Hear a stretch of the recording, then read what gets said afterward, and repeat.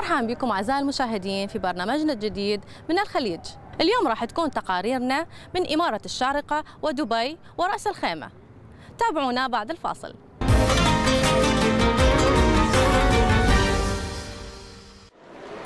تقريرنا الأول راح يكون عن مهرجان أبو ظبي السينمائي السادس اللي حضره كثير من نجوم السينما العالمية والعربية وعدد من نجوم العراق، لكن العراق لم يدخل المسابقة. لماذا؟ تعالوا وياي نشاهد التقرير اللي عد لنا الزميل قاسم حميد.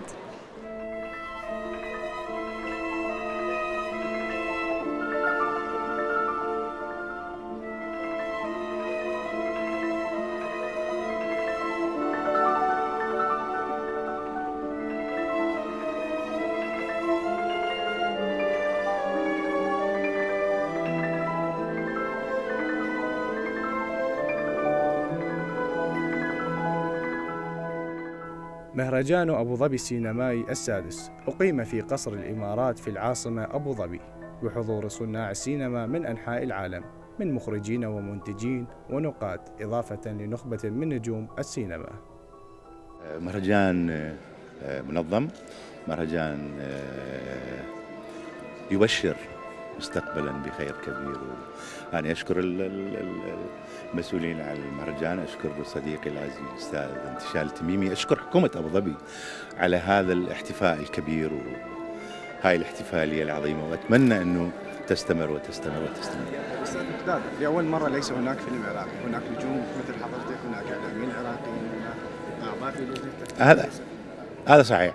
أنت تعرف يعني وضع البلد يعني يكاد يكون يعني أنت زين منك تطلع بالسنتين أو 3 سنوات فيلم واحد، بس أنا اللي أعرف أنه هناك يعني 5-6 أفلام قادمة يعني إلى بغداد عاصمة الثقافة في العام القابل، فهذه تبشر بخير. يعني احنا ممكن ربما في العام القابل يعني إذا جينا لهنا راح نشوف أكثر من فيلم عراقي موجود بهذا السليبريشن، يعني هذا الاحتفال. يعني مهرجان الحقيقة باعتباره أنه هو مهرجان عالمي هو إنجاز لمسيرة الفنان العربي، مواكبة مع أيضا الأفلام العالمية الحقيقة ومهرجانات العالم، وهو باب كبير الحقيقة للتعرف أيضا على الفنانين وأيضا المخرجين العالميين وما أساليب جديدة في الإخراج والتمثيل الحقيقي. كان واضح حرص إدارة المهرجان كلها، إدارة مهرجان أبو ظبي، السيد علي الجبري، كل القائمين على المهرجان، إنهم ينتقوا بعناية الأفلام اللي مختارة من كل الدول علشان تحاول تعكس واقع مجتمعاتها، وكأن كان في تيمة السنة دي للأفلام المنتقاة إن تعالوا نعكس واقع مجتمعاتنا سواء كانت عربية أو غربية، وأعتقد أن ده حقق بشكل كبير جدا. غير كده الحقيقة إدارة المهرجان عملت كل اللي تقدر عليه وأزيد شوية عشان تريح كل الضيوف.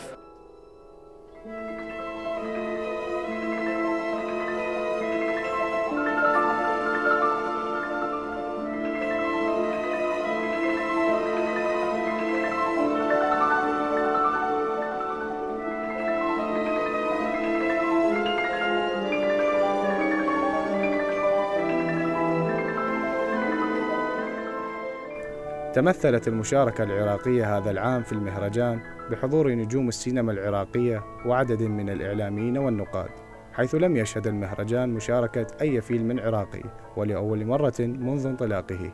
الحقيقة أنا تفاجأت لأن هذه أول مرة لم يشارك فيلم عراقي، الحقيقة ليس بسبب كسل لا، ولكن الحقيقة هناك مواضيع احتمال مستجدة جديدة، يعني ما أعتقد أنه راح يكونون يعني يتعطلون عن هذه المواضيع، بس لربما هم عندهم رؤية ثانية ليكررون نفسهم عدة مرات في أفلام ومواضيع معددة. يحضر الفيلم العراقي كل سنة تقريبا في معظم مهرجانات الخليج. هذه السنة أنا لا أدري هل أن هناك مشكلة إنتاجية مثلا، يعني على مر السنوات ال6 الماضية كان الفيلم العراقي حاضرا وبقوة، بل أن غالبية الجوائز في مهرجاني الخليج ودبي كانت تذهب إلى المخرجين العراقيين. أنا راجعت وشفت، كنت أبحث عن الفيلم العراقي ما لقيته، فوايد تألمت. أرجو إن شاء الله بدال الفيلم 10 نشوف في المهرجانات الجاية الأفلام العراقية الحلوة بأبطال العراق وفناني العراق.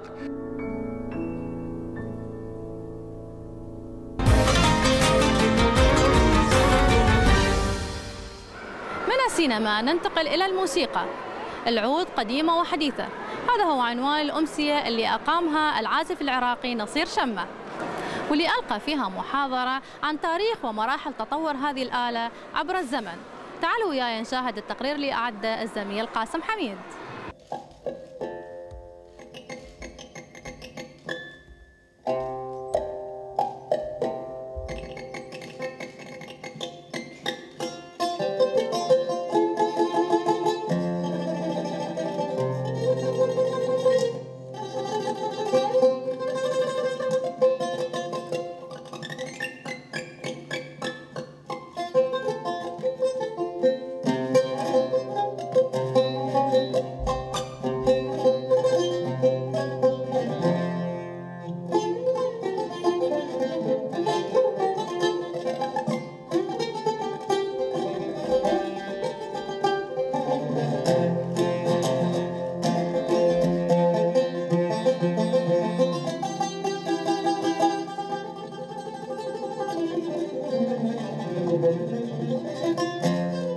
استضافت دار ندوة الثقافة والعلوم في دبي الموسيقار العراقي نصير شمة في أمسية لم تخصص للموسيقى فقط، بل كانت أمسية ممزوجة بالثقافة والموسيقى.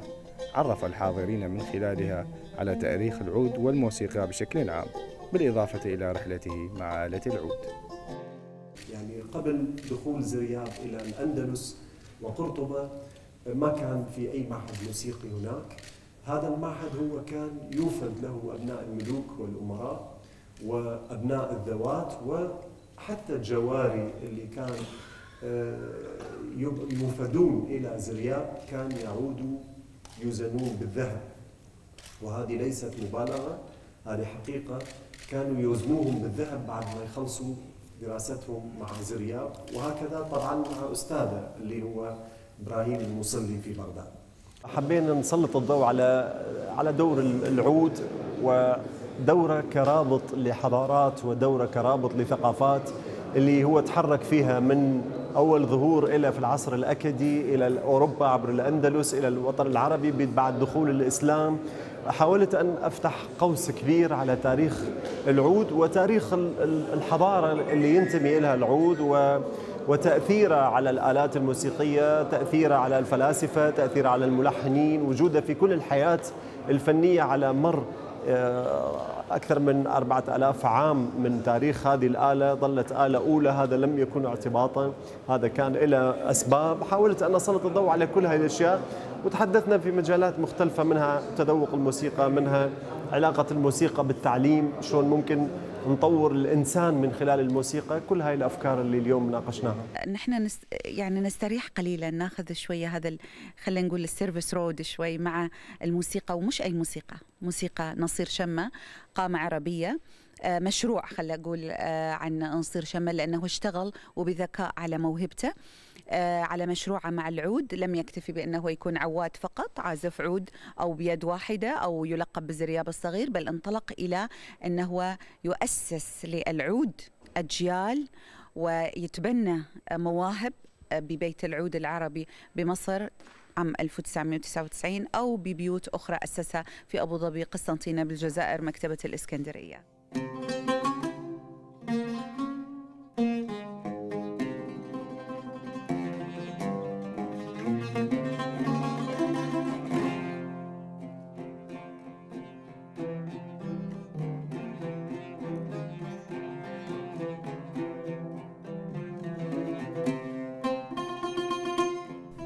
الموسيقى لغة الشعوب ورسالة للسلام في كل زمان ومكان.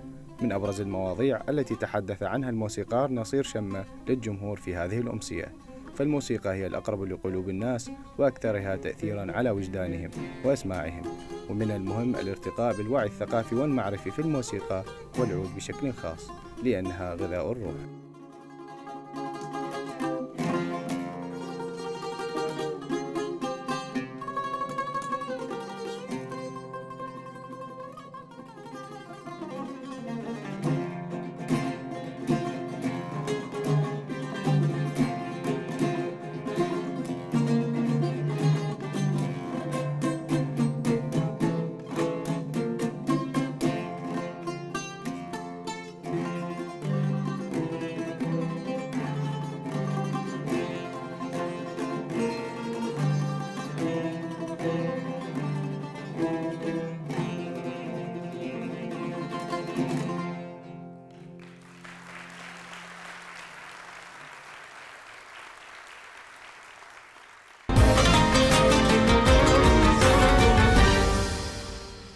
أزياء وإكسسوارات جمعت ما بين الحداثة والتراث، ونالت إعجاب كثير من الحاضرين في البازار اللي أقيم في نادي دبي للسيدات.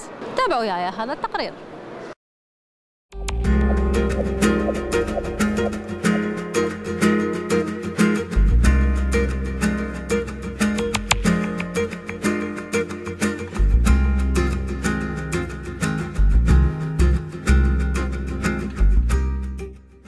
شاركت العديد من النساء في البازار الذي أقيم في نادي دبي للسيدات، حيث تعددت البضائع التي عرضت من قبل النساء المشاركات، منهم من تميز بتصميم الأزياء التراثية ومزجها بالحداثة، وأخريات يمزجن الأحجار الكريمة بالإكسسوارات.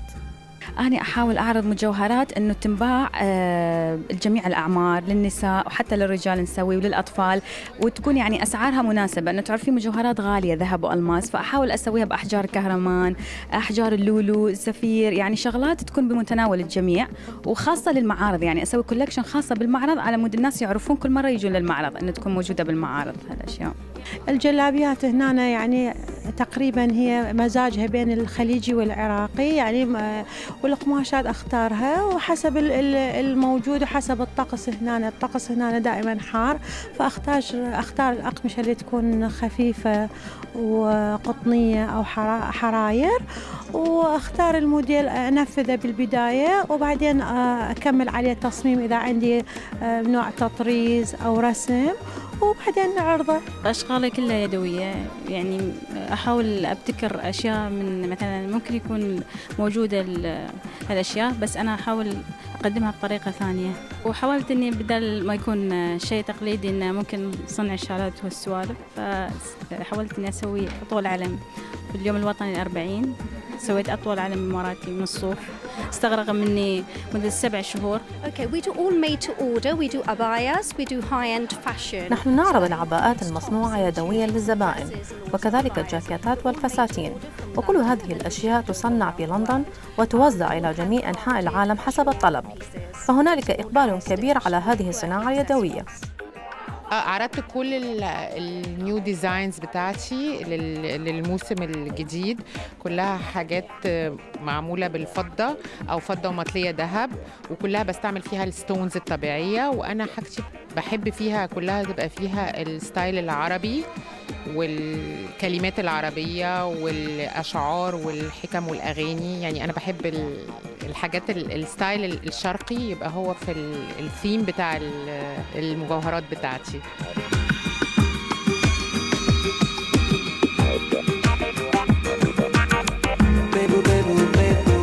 ويفضل الكثير من النساء الحضور لهذه البازارات، لأنهم يجتمعون فيها للتعارف وتبادل الأحاديث، وكذلك التمتع بشراء البضائع التي لا يستطعن أحياناً أن يحصلن عليها في أماكن أخرى. مثل ما بتشوفي المعرض جميل، الجو الاجتماعي داخل المعرض، المحبة بيناتهم، تحسي الناس ليس فقط عارضين ولكن دائما في محبة بيناتهم، في تعاون، في تبادل مشارك في الحياة، في حياتهم، معلومات، تعارف. لازم نقدم شيء ما موجود بالسوق، لأنه هو الهدف من البازار أنه تكون شغلات شوي يعني بمتناول الجميع، وأسعارها تكون شوي أرخص من السوق على مود الناس يجون، لأن تكون فترة محدودة وأيام يعني معدودة، وتكون مثلا مناسبات دائما، يا عيد يا راس السنة، حتى أنه يصير سهل كل شيء بمكان واحد نسويه.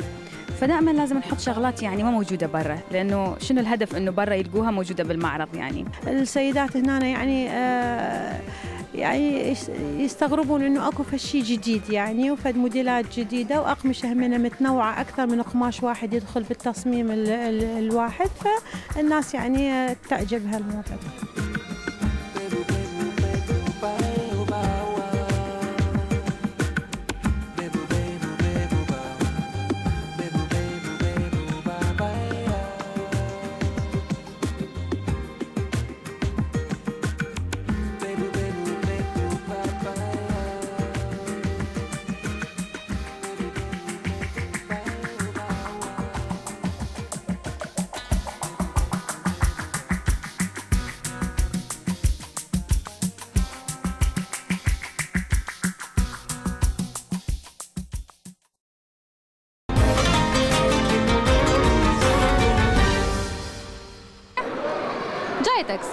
السنوي ينتظر كثير من الناس من الخارج ومن الداخل حتى يتابعون كل ما هو جديد من الأجهزة الإلكترونية الحديثة.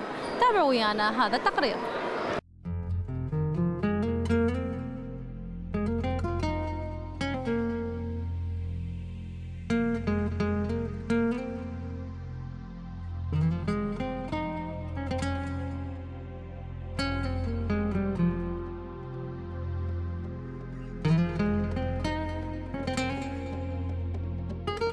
يعتبر معرض جايتكس من المعارض المهمة في الشرق الأوسط، إذ يطرح آخر ما توصل إليه العلم بمجال الإلكترونيات من تقنيات مرئية وسمعية، حيث نرى تنافس الشركات العالمية وهي تقدم منتوجها الذي يميزها عن الآخرين. المعرض سوفر السنة هاي ممتاز وكان مور اورجنايزد أفضل من السنين اللي مضت. الفائدة للناس هون في مجال يجوا هون ياخذوا عروض أفضل، في مجال كمان يجوا لهون ياخذوا أسعار أفضل. The best deal in the market they can come here and get it.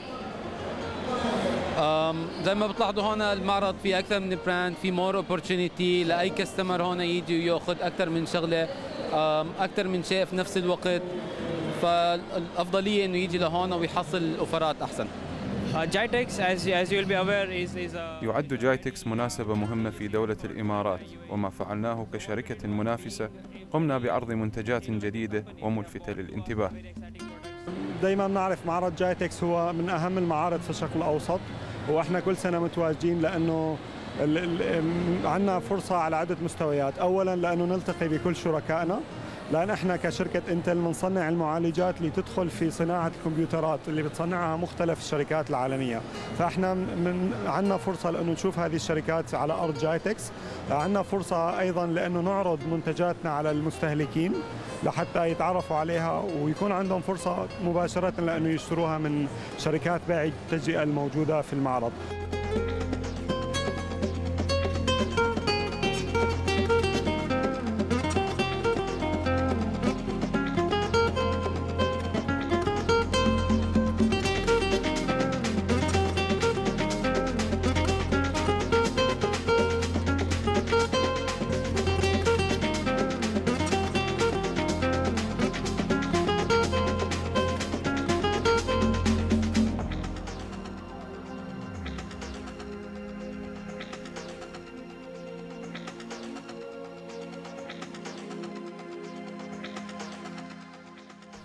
ينتظر رواد هذا المعرض افتتاحه كل عام بهذا الوقت بفارغ الصبر، فهناك الكثير من المزايا التي يقدمها جايتكس، مثل الأجهزة التي تطرح لأول مرة، وأسعار تنافسية وعروض خاصة. احنا السنة هاي عندنا المنتج الجديد المناسب جدا للمنطقة اللي احنا فيها، لأنه الأخوان اللي موجودين عايشين بالمكان هون بيحبوا يعملوا مغامرات، يطلعوا بالرمل، ينزلوا بسباحة أو بالغوص. ففي منتج جديد اللي هو أكشن كاميرا بيسجل الأكشن اللي بيصير، واللي ممكن تعلي المستخدم إنه يرجع بالبيت بس يخلص المغامرة تبعيته، يرجع البيت يتفرج على الموفي اللي عمله، يشوف الصور اللي سواها مشان ما ينسى أي شيء من الأكشن تبعيته. بالنسبة للشباب معرض جايتكس مهم جدا، فهناك الكثير من الألعاب وأجهزة اللابتوب الحديثة، حيث إني عندما كنت صغيرة لم يكن لدي المعرفة الواسعة بالإلكترونيات، لكن الآن أرى كل طالب يعلم كل شيء عنها ويريد أن يتعرف على كل ما هو حديث.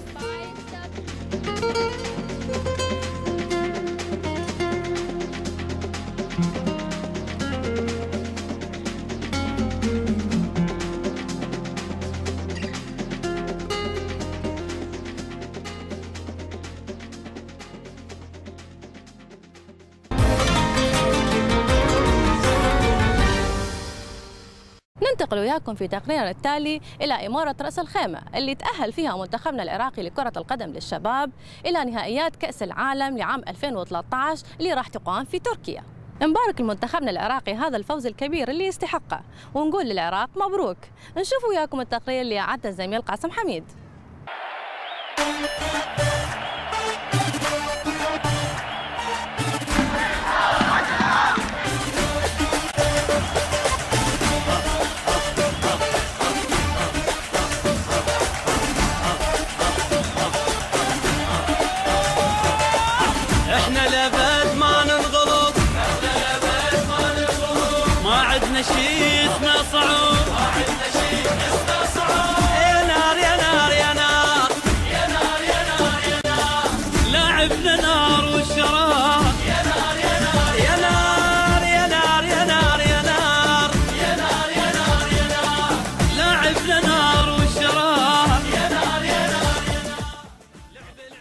أداء بطولي متصاعد لمنتخبنا الشبابي في مبارياتهم ببطولة كأس آسيا للشباب، توجها فوزهم الأخير بهدفين مقابل هدف واحد على المنتخب الياباني، ليتأهل أسود الرافدين الشباب إلى الدور شبه النهائي من البطولة، وبالتالي ضمان بطاقة التأهل لنهائيات كأس العالم المقبلة في تركيا.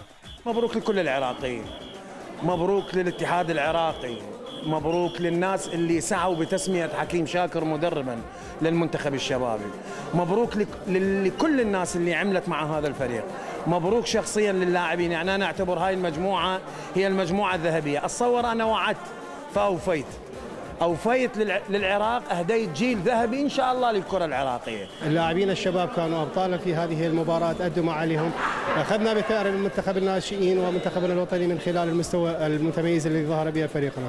حقيقة كذلك أهنئ الحارس محمد حميد لاختياره أفضل حارس في التصفيات الأولى. فكر مباراة قادمة عن شبه نهائي اسمه فاينل إن شاء الله، وإن شاء الله نقدم شيء يرضي الجمهور العراقي ويرضي ان شاء الله، وعدهم بالتهديف اكثر ان شاء الله. هذا الفوز اهديه للوالده. قدرنا نفوز بالمباراه وننتقل الى نهايات كاس العالم، وهذا نصر للكره العراقيه وللشعب العراقي، والحمد لله والشكر نهديه للشعب العراقي وكل العراقيين، وان شاء الله نقدم الاحسن الاحسن ونصعد المباراه النهائيه وان شاء الله ناخذ الكاس. الاسود اليوم زارت بطوكيو وهذا رد، ردينا بالساعه، احنا ما نصرح ومرت، احنا ما نصرح اسود الرافدين، نثبت يعني بالفعل نثبت، وان شاء الله الاسود زارت، وان شاء الله بعد عندنا مباراه السيمي فاينل، وان شاء الله للفاينل، وان شاء الله نرجع الكاس ببغداد. كسبنا هذه المباراه، عندنا مباراه ثانيه قويه راح تكون بجهود اللاعبين، راح نقرا المباراه جيدا، الحمد لله والشكر فزنا وقدمنا مباراه رائعه بجهود اللاعبين، ان شاء الله بعون الله نفوز بالمباراه القادمه. اصرار من الكادر التدريبي واللاعبين على التأهل للمباراه النهائيه من نهائيات كأس آسيا للشباب بعد فوزهم على الفريق الياباني والتأهل لنهائيات كأس العالم. معنويات مرتفعة غمرتها فرحة الفوز والإنجاز الرياضي بالتأهل لكأس العالم للشباب، أعطت الكادر التدريبي واللاعبين دافعا قويا للتنافس على نهائيات بطولة كأس آسيا للشباب والتغلب في المواجهة القادمة على المنتخب الأسترالي. بنينا استراتيج وتمكنا من اللعب ضمن الأفق وضمن الأساليب وضمن الأنظمة، والحمد لله والشكر فزنا وبجهود الجميع. لذلك تحياتي لكم العراقية، تحياتي للعراقيين الشرفاء، تحياتي للمخلصين. أملنا كبير أن نكون أحد أطراف المباراة النهائية ونأتي بالكأس إلى بغداد حتى تعود أفراح مرة أخرى بجهود لاعبي كرة القدم إن شاء الله. إن شاء الله يعني الكابتن حكيم يضع التكتيك المناسب لهذه المباراة، وإن شاء الله التوفيق من الله. إن شاء الله التوفيق من الله. والله الوالدتي وأحب أسلم عليها من خلال قناتكم وأقول لها مشتاق لك هواي. بعدنا عندنا مباراة مهمة وإن شاء الله جايين على الكاس احنا. إن شاء الله حققنا الشيء المهم، بقى الأهم إن شاء الله ناخذ الكاس. نعود جماهيرنا إن شاء الله بإذن الله ويكون كاس عراقي ونهدي لكل عراقي شريف كل شهداء العراق ان شاء الله. تأهلنا كاس العالم والحمد لله وشكر المباراة الجاية مع الفريق الاسترالي، ان شاء الله نحقق شيء يرضي الجمهور العراقي ونشرف فرح الشعب العراقي بعد اكثر واكثر بالمباراة الجاية. والله ان شاء الله وعدهم بالفوز ان شاء الله قدام استراليا، وان شاء الله النهايات وان شاء الله كاس اسيا. ان شاء الله الحصول على الكاس والعودة به الى بغداد، والف مبروك للشعب العراقي، منتخب شباب حطم الحاسوب الياباني.